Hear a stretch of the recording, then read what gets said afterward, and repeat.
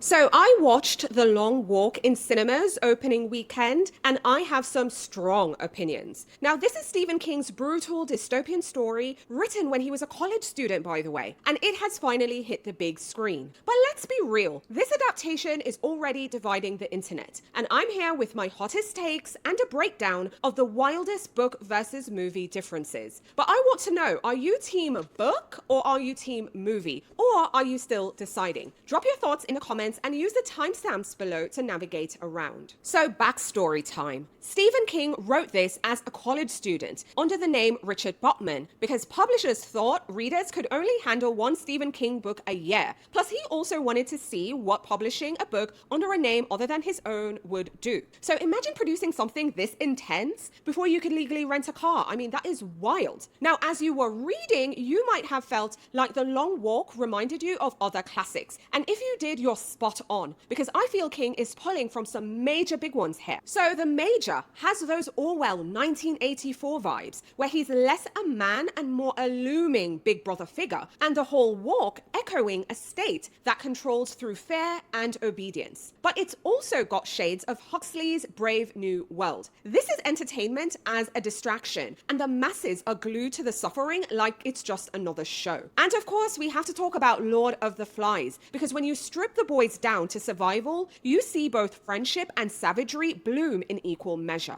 And at its core, the walk is straight Greek tragedy. I mean, think about Sisyphus endlessly pushing that boulder uphill, because winning doesn't mean freedom, it just means more walking. So the result is a story that feels both timeless and terrifying. Now, I think the book works really well because one, we have relentless pacing, essentially walk or die, 4 miles an hour, no breaks, and you feel every step. I think my favorite part is the internal monologue because you are trapped in Garrity's head. He is bargaining with his own legs and spiraling with panic. We also need to talk about the psychological tension, the friendships, the rivalries, the paranoia, just everything unraveling 1 mile at a time. Another thing the book did really well is the claustrophobic atmosphere. It's an open road, but it feels suffocating at the same time. And I have to say, there's a moment where Garrity's mind starts to break, and I realized my own shoulders were tensing. I think that's a Stephen King magic right there, and something he can only achieve in book form, and it doesn't always translate to screen. So if I was rating just the book alone, I'm giving this 4 out of 5 stars. It's not perfect, but it's also very unforgettable. The book rattled me in the best way possible. But let me know in the comments, I mean, who else gets physically stressed when they're reading intense books? Like, do you have to put the book down? Do you have to take a breather? Like, share your reading experiences in the comments. Now, let's get into the movie. The film was directed by Francis Lawrence. Yes, that Hunger Games person. And I went in hoping, but knowing this was a tough story to adapt. So a couple things worked for me here. First of all, Mark Hamill as the Major, cold, commanding, a little terrifying too. I think he nailed the bit. Also the atmosphere. We got the mud, the sweat, the exhaustion. You can practically feel the blisters on your feet. And also the Garrity and McVree's friendship. I think that's the movie's emotional anchor. But I have to tell you, the movie stumbled at some bits. One big one is the internal horror, because the movie can't get inside Garrett's head the same way the book does. And for a story about walking, the pacing sometimes really dragged. And some of King's darkest ideas and themes really got sanded down. So I would rate the movie 3 out of 5 stars. I think it's a solid try, but proof that this was always going to be a challenge. But let me know, what did you think about Mark Hamill as the Major? I mean, did he nail the performance, or was it an epic fail? Share your thoughts in the comments. I mean, personally, I think he nailed it. I really enjoyed his character. All right, here's what you came for, the 10 wildest differences between the book and the movie. So let's break it down. We're going rapid fire style. And again, use the timestamps just in case you've missed anything. The first major change is Garrity's motivation. So in the book, he's naive, he's chasing glory, he's haunted by his father's absence. But in the movie, it's all about revenge because he saw the Major kill his father. Another difference is Jan, the girlfriend. In the book, Jan is his emotional lifeline, but in the movie,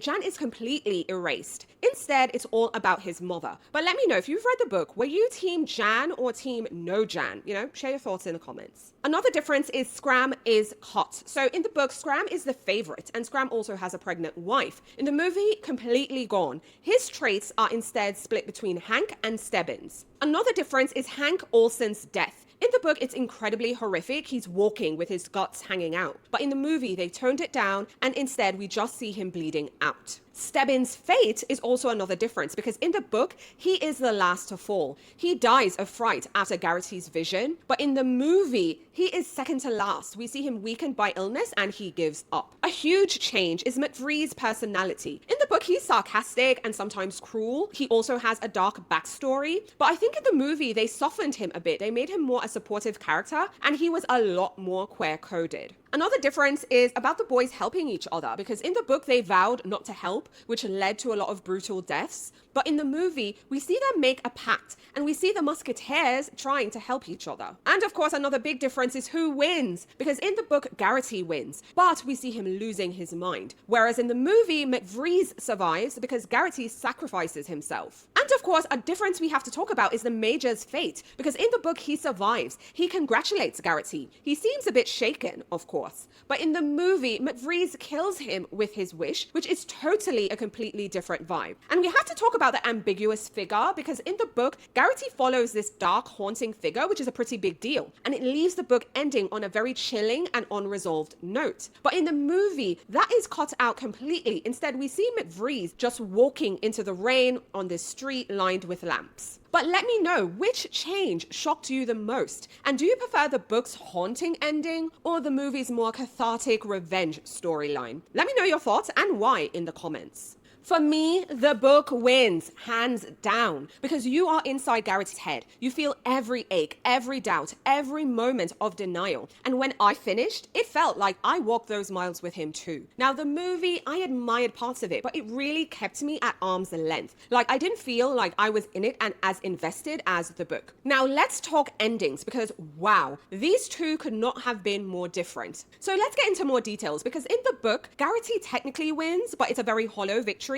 Because he loses his grip on reality following a shadowy, possibly imagined, real figure, we're not sure, into the unknown. It's very haunting, it's ambiguous, and honestly, it left me staring at the wall for a minute. I was wondering, like, what is going on here? But in the movie, McVrees survives instead, thanks to Garrity's sacrifice. He even gets a cathartic moment wishing the Major dead and seeing it happen. So I felt it was more heroic, more Hollywood, big film kind of vibes. So we lose the unsettling and haunting nature. And I'm really curious about what readers and viewers would have preferred. Like, would you prefer a mind-bending, ambiguous ending or this clear, cathartic one that the film delivered? Let's debate that in the comments and let me know if I should deep dive the ending even more. And if you want a spoiler breakdown, next week, share your thoughts in the comments and, I might add it to the calendar. All right, so final verdict. If you're only picking one, read the book. It is relentless, unsettling, and it will stick with you way longer than you expect. The movie, yeah, it's an okay watch, especially for the Mark Hamill performance. Again, I was here for it and the visual grit, but I just think it can't match the claustrophobic horror of the book. So my rating is the book is 4 out of 5 stars, the movie 3 out of 5 stars, but I want to hear from you. What are your ratings? Share them in the comments, but also tell me about an adaptation where you think the movie actually beats the book. I want your most controversial takes,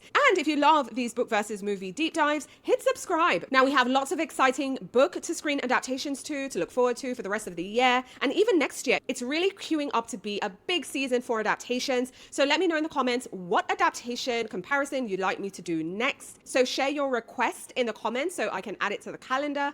And if you haven't already, now's a great time to like the video, share the video, tell a friend about the channel, but also hit subscribe and the notification bell so you're the first to know what's new when I go live and when new videos are uploaded. Thanks for watching. Talk to you soon.